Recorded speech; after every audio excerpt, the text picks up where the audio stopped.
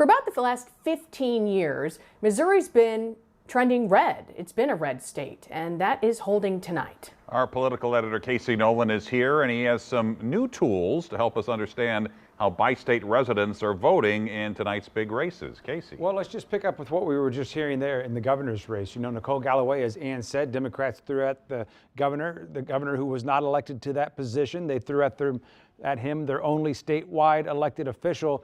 She did well in St. Louis County. She did fantastic in St. Louis City. You can see she had about 80% of the vote there. You go to St. Louis County. So she's going to have to do really well there in order to offset the losses that she knew she would have statewide. And then you want to kind of keep the margins close in St. Charles County and Jefferson County. Well, St. Charles, they spoke volumes. They rejected the Galloway campaign. That's a huge margin there. Same for Jefferson County.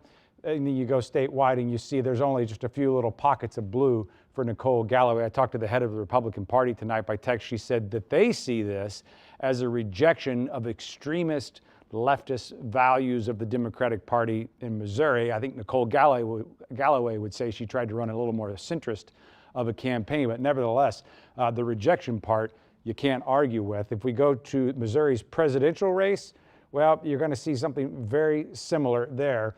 The map changes, but the colors don't.